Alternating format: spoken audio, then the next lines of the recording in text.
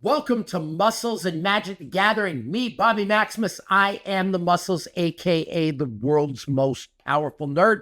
That's a fact on my Wikipedia page. The cards, these are Magic the Gathering, something that's been a passion of mine for well over 30 years now. I have an absolutely massive collection. And if you've followed me here before, you know I have the best commander decks on the planet and the most realist Magic the Gathering show on the planet. You see, there's no graphics here. There's no proxies. These are all real cards that I actually own and all decks that actually exist in real time. And today's deck is one of my favorite decks of all time. It's one of my heavy hitters. It's my +1/+1 counter deck that I have called Hardened Scales in honor of the classic card, all right? The commanders for the +1/+1 counter deck. Now, if you're going to build a +1/+1 counter deck, there are two commanders that you're going to use, and they have partners, so you can use them together. This is the best pairing for any 1/1 counter deck that you're going to build. We have Reyhan, Last of the Abzan. Last of the Abzan enters the battlefield with 3 1/1 counters on it. Whenever a creature you control dies, or it's put into the command zone, if it had 1 or more 1/1 counters on it, you may put that many 1/1 counters on target creature. So even when a creature dies, you're not going to lose all your 1/1 counters. And then we have Yoshimaru, Ever Faithful. Whenever another legendary permanent enters the battlefield under your control, put a 1/1 counter on Yoshimaru, Ever Faithful, and it's got partners, so they go together. So now you can take advantage of 3 color sources. You got black, you got green, you got white. Those are my commanders. And this deck's actually pretty simple to build. This is all about 1/1 counters. You just got to select the most powerful, the best cards. So the first card of the 99, it's our Planeswalker, Nebraska, Betrayal's Sting. Completed. So you can pay the black mana with 2 life, all right? If you pay life this way, this Planeswalker enters with 2 fewer loyalty counters. For 0, you draw a counter, you lose, you draw a card, you not draw a counter, you draw a card, you lose 1 life, and you proliferate. So if you've got counters on everything, you can add to the amount of counters. So this Planeswalker in this deck goes absolutely bananas. The -2 ability. Target creature becomes a treasure artifact with tap this, sacrifice this artifact, add 1 mana of any color, and loses all other card types and abilities. Really nasty to do that to somebody else's commander. It reminds me of like that Oko Thief of Crowns type ability. And then the -9 ability, if target player has fewer than 9 poison counters, they get a number of poison counters equal to the difference. So you can really do a ton of damage with that commander. Now let's talk about creatures. And again, this is all about counters, so let's go. Colonian Hydra. Colonian Hydra enters with 4 1/1 counters on it. Whenever Colonian Hydra attacks, double the number of 1/1 counters on each creature you control. Patchwork Chucky, aka the Stuffy Doll. Indestructible. As Patchwork Chucky enters, choose a player. Whenever Patchwork Chucky is dealt damage, it deals that much damage to the chosen player. And then if you tap it, Patchwork Chucky deals 1 damage to itself. You can put a lot of counters on this. This is an absolutely deadly card. Market Back Walker. This creature enters with X 1/1 counters on it. Put a 1/1 counter on this creature if you pay 4. And when this creature dies, draw a card for each 1/1 counter on it. I'm telling you before, I'll say it again. Card draw is huge in Commander, so I was really excited to see this released. From Ether Drift, I knew it was going right in my 1/1 counters deck. Hangerback Walker. It enters with X 1/1 counters on it. I'll be saying 1/1 counters a lot this video too, so get used to it. When Hangerback Walker dies, put a 1/1 colorless softer artifact creature token with flying onto the battlefield for each 1/1 counter on Hangerback Walker. If you tap it and pay 1, put an extra 1/1 counter on it. We talked about Proliferate as a way to add to all those counters. Whenever another non-creature token enters the battlefield under your control, Proliferate. Now, what does that mean exactly? Choose any number of permanents and or players and give them another counter of each kind they already have. The Ocelot Pride.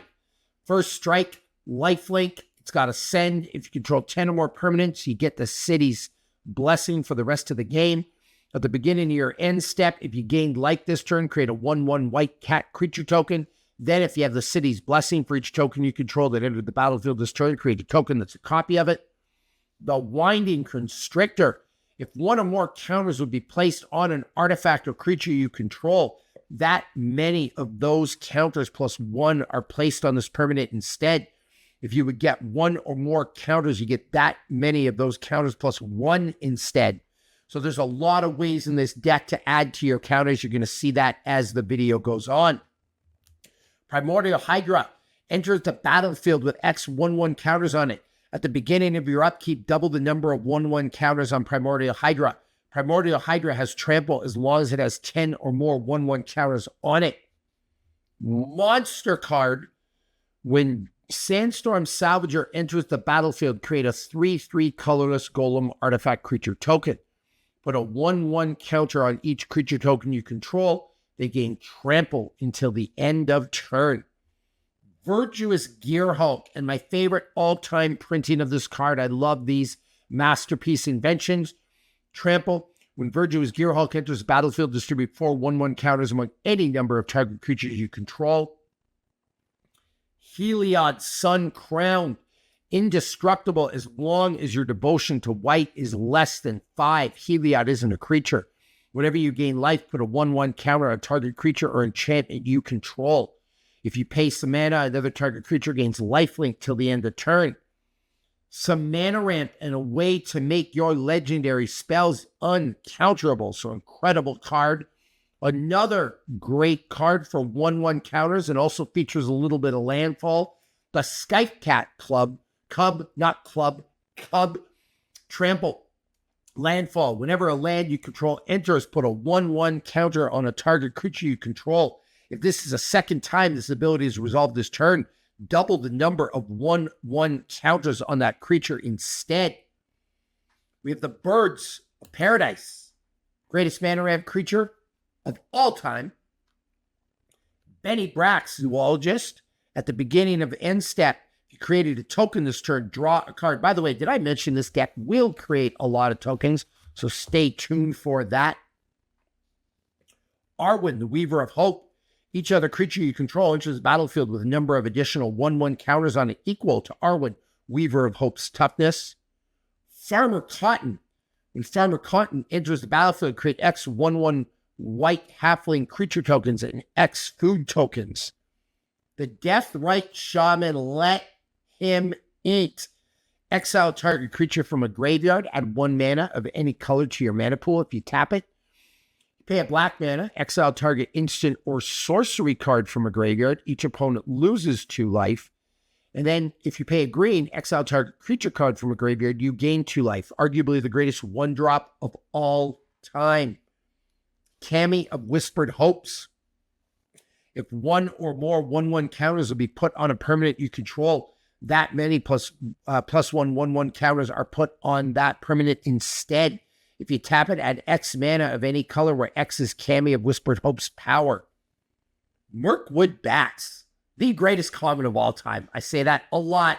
Listen, it might not actually be the greatest common of all time, but in a token deck, it absolutely is. You're creating tokens. Whenever you create or sacrifice a token, each opponent loses a life. So imagine you were to pair that up. Just for example, something like Farmer Cotton, right? Farmer Cotton might seem like a pretty, harmless card. But it enters the battlefield, create X 1/1 white halfling creature tokens and X food tokens. So imagine X was 10. You'd create 10 halfling tokens, 10 food tokens. Immediately, everyone at the table's taking 20 damage. Then you go sacrifice 10 of those food tokens, you've taken 10 more. Instantly, that's 30 damage to the entire table. Mirkwood Bats is an absolutely bananas card in a deck that creates a lot of tokens. Rishkar Pima Renegade. When Rishkar enters, put a 1/1 counter on each of up to 2 target creatures. Each creature you control, the counter has add mana, so a lot of mana ramp. Rosie Cotton, the South Lane, enters the battlefield, create a food token. Whenever you create a token, put a 1/1 counter on a target creature you control other than Rosie. Vorinclex, beautiful card. One of my favorite cards from Kaldheim. Trample, haste. If you put one or more counters on a permanent or player, put twice that many instead. And if an opponent's going to put counters on their stuff, they put half as many. The Nesting Dovehawk. Flying at the beginning of combat on your turn, populate. Create, whenever a creature token enters the battlefield under your control, put a 1/1 counter on Nesting Dovehawk. We have Elish Norn, the mother of machines. If a permanent entering the battlefield causes a triggered ability of a permanent you control to trigger, that ability triggers an additional time. Permanents entering the battlefield don't cause abilities of permanents your opponents control to trigger. Bristly Bill. Landfall. Whenever a land enters the battlefield under your control, put a 1/1 counter on a target creature. And then you can pay a bunch of mana, and mana ramp is no problem in this deck. You can double the amount of 1/1 counters on each creature you control. The Archangel of Tune, the queen of 1/1 counters. Whenever you gain life, put a 1/1 counter on each creature you control. She has flying and lifelink. Ancient Bronze Dragons. If she's the queen, this guy is the king. Ancient Bronze Dragon deals combat damage to a player. Roll a d20. When you do, put X 1/1 counters on up to each of 2 target creatures where X is the result. Walking Ballista, bonkers card in this deck. Enters the battlefield, the X 1/1 counters on it. 4 mana, put a 1/1 counter on Walking Ballista. Remove a 1/1 counter from Walking Ballista. Deals 1 damage to any target. With the amount of proliferate, the amount of doubling counters, this is going to go absolutely insane. The Gold Vein Hydra. Vigilance, Trample, Haste. It enters the battlefield with X 1/1 counters on it. When Gold Vein Hydra dies, create a number of tapped treasure tokens equal to its power. And then the Railway Brawler. Reach, Trample. Whenever another creature enters the battlefield under your control, put X 1/1 counters on it where X is its power. All right. Those are the creatures. Now let's talk about artifacts in this deck. Thought Vessel. Super underrated mana ramp card. And it's got maximum hand size. One of the best things about this card, if people play with those cards that return everything on the board to your hand, you are saved. Talisman of Unity. Talisman of Hierarchy. Just a bit of mana ramp. Panharmonicon. If an artifact or creature entering the battlefield causes a triggered ability of a permanent you control to trigger, that ability triggers an additional time. We have some mana ramp in the Soul Ring, some mana ramp in the Arcane Signet. We have the Adamantium Bonding Tank, a.k.a. the Ozolith. Wish I would have bought more of these secret layers. This is such a useful card. Whenever a creature you control leaves the battlefield, if it had counters on it, put those counters on Adamantium Bonding Tank. At the beginning of combat on your turn, if Adamantium Bonding Tank had counters on it, you may move all counters from it onto target creature. The Great Henge. This spell costs X less to cast, where X is the greatest power among creatures you control. If you tap it, you add 2, you gain 2 life, you add 2 mana. Whenever a non-token creature enters the battlefield under your control, put a 1/1 counter on it and draw a card. Agatha's Soul Cauldron, one of the greatest artifacts ever. I reference it a lot in my videos, but I love this card. I wish I had a lot more of these. You may spend mana as though it were mana of any color to activate abilities of creatures you control. Creatures you control with 1/1 counters on them have all activated abilities of all creature cards exiled with Agatha's Soul Cauldron. And then you can exile a target card from a graveyard, anyone's graveyard, not just yours. When a creature card is exiled this way, put a 1/1 counter on a target creature you control. It's a way to exile somebody else's stuff, get their powers, and put it on all your creatures with 1/1 counters. Ozolith, the Shattered Spire. If one or more 1/1 counters you control will be put on an artifact or creature you control, put that many +1 1/1 counters are put on it instead. Pay a bit of mana, put a 1/1 counter on target artifact or creature you control. Activate only as a sorcery. I hope you're picking up so far how many 1/1 counters are going to be on our creatures in this deck. It's absolutely wild. Now let's talk about enchantments. Smothering Tithe. Pay my taxes, all right? Whenever an opponent draws a card, that player may pay 2. If the player doesn't, you create a treasure token. Innkeeper's Talent. At the beginning, this is one of those class enchantments. At the beginning of combat on your turn, put a 1/1 counter on target creature you control. Level 2, permanents you control with counters on them have ward.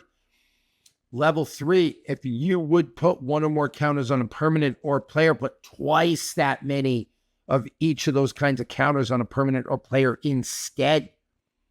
Rite of Passage, whenever a creature you control is dealt damage, put a 1/1 counter on it. Cathar's Crusade, whenever a creature enters the battlefield under your control, put a 1/1 counter on each creature you control. I literally in this deck have every 1/1 counter deck, or 1/1 counter card ever, the best ones anyway. Master Chef from Baldur's Gate, absolutely love that set. I love Dungeons and Dragons. Commander creatures you own have this creature enter the battlefield with an additional 1/1 counter on it, and other creatures you control enter the battlefield with an additional 1/1 counter on it. Doubling Season, double our tokens, double our counters. Anointed Procession. If this effect would create one or more tokens under your control, creates twice that many of those tokens instead. Divine Visitation. If one or more creature tokens would be created under your control, that many 4/4 white angel creature tokens with flight and vigilance are created instead. Branching Evolution. If one or more 1/1 counters would be placed on a creature you control, twice that many are instead. Hardened Scales, same kind of thing, the namesake of the deck. Again, it's called Hardened Scales, a way to add more 1/1 counters. And then Tribute to the World Tree, another enchantment to add counters. Now let's look at the instants, and these are going to be fun. We have a bunch of fun ones here. Here's my favorite one, Grand Crescendo. Create X 1/1 green and white citizen creature tokens. Creatures you control gain indestructible until the end of turn. Assassin's Trophy, one of the greatest removal spells of all time.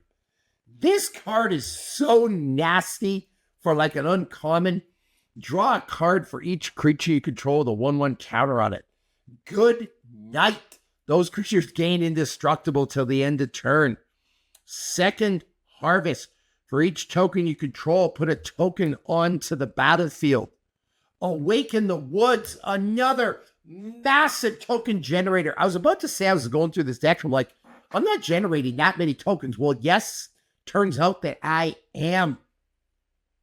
We have a Damning Verdict. This is nasty. Asymmetric board wipe in this deck.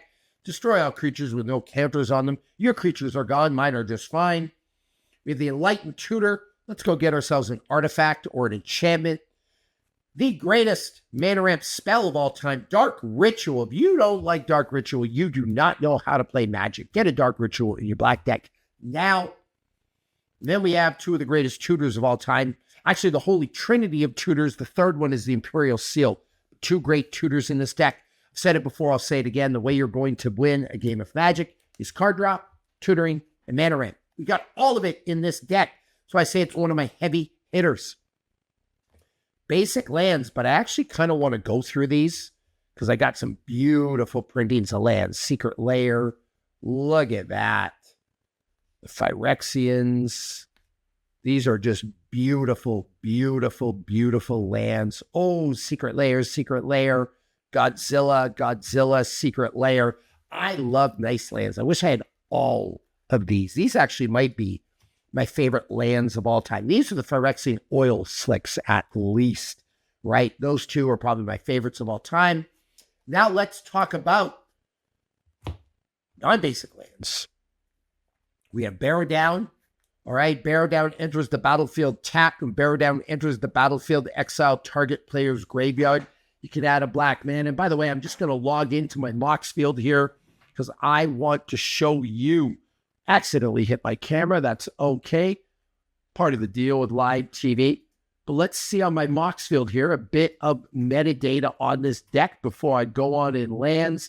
All right, there we go. We have 35 lands in this deck. I should actually probably up that. I'm running a little light. Maybe I'll make the adjustment. Maybe I won't. We will see. Overgrown Tomb. An Overgrown Tomb enters the battlefield. You may pay 2 life. If you don't, it enters the battlefield tapped. We have the Verdant Catacombs. Pay 1 life. Sacrifice Verdant Catacombs. Sacrifice your library for a swamp or forest card. Put it on the battlefield and shuffle. Hushwood Verge. You can add a couple of different types of mana. Brushland, one of those pain lands. Caves of Kolos, one of those pain lands. The Blooming Marsh, Kaladesh, one of my favorite land cycles ever. Command Tower, greatest land ever in the Commander game. Don't at me about it. Darkmoor Pathway, love the Pathway lands as a way to, kind of land filter a little bit. Deathcap Blade, all right. We have the Concealed Courtyard. We have the Wastewood Verge from Ether Drift. I love the Ether Drift set. Bleachbone Verge and the Lush Portico with Surveil. Super underrated. They're not even underrated. They are awesome. The set is underrated, I'll tell you that. And those are my lands. That is my 1/1 counters deck. Now, I promised you some metadata, a couple things. First of all, let's talk about lands. We got 35 lands. I might add to that. I struggle, right? Some people want to play with less lands, 28, 30. I think that's absolutely outside of CEDH insane. My minimum is 35. I prefer to have 36 to 38. I didn't think I needed it in this deck because the total mana value of the deck is super low. Now, what's total mana value? It's all these symbols on the cards added together. Lands obviously have 0 of them. So in my commanders, I have 1, 2, 3, 4. You add this, that adds 6. And now we have 10. You add 5, we're at 15. All right. And you add all those numbers together. If a deck is under 200, it's going to move fast and furious. And in general, for a deck to be under 200, you're going to have a lot of lower casting cost stuff. So yeah, okay. We have a 5 drop here, but that's a 1. That's a 7. That's a 5, 2, 5, 4, 6, 3, 3, 4, 2, 3, 1, 3, 4, 1, 2, 1. Point is, I have a good mix of cards. I have a really nice curve, and I have a lot of lower casting cost stuff. So 35 lands, I'm probably not going to have that much difficulty getting stuff out. Let me get my commanders queued up here. I sucked them into my creatures, but I'm probably not going to have that much of an issue getting stuff up. That said, I could probably stand to remove a couple of cards and put a few more lands. You'll never regret having more lands. Like, I'm going down like the podcast rabbit hole now, and you can check out my podcast on my channel. It's a little different than my deck text, but talk about all these kind of things. I probably could have a few more lands. It will never hurt you to have more lands. But with the mana value of the deck that low, under 200, you can go with 35. When I go over 200, that's when I make sure I have more lands. But anyway, this deck moves super fast, super furious. It's got all the best 1/1 counter cards in the game. And honestly, that's why I have less lands. Like, one of the things when I build decks, I like to feature iconic cards that fit the theme of the deck. And so that's why I have a card like, and it's not the greatest card in the world, but I like it, the Virtuous Gearhulk. It does the thing with counters, and it's a masterpiece invention of the card. You're damn right I'm going to put it in my deck. It's why I have something like a Winding Constrictor. It's why I called the deck Hardened Scales and have something like a Hardened Scales, even though there's much better cards out there like a Bristly Bill, like an Ozolith, the Shattered Spire, right? Like a Tribute to the World Tree. There are other cards that are better, but I include them because I love my decks and I love the collection. So this is my 1/1 counter deck. It's currently worth $1,258.38. It is a bracket 4 because it's got 4 Game Changers and 3 tutors. So a great card. And I'm trying to think, do I have any banned cards in here? I don't, because I play with banned cards.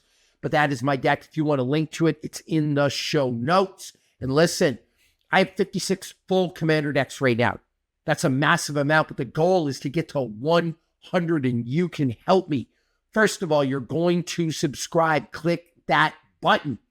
Number 2, please leave a comment if there are any 1/1 counters or token generators you would put in this deck. Please leave it in the comments below. Share this video with all your friends, and tune in for another episode of Muscles, Magic the Gathering, my favorite 2 things on the planet.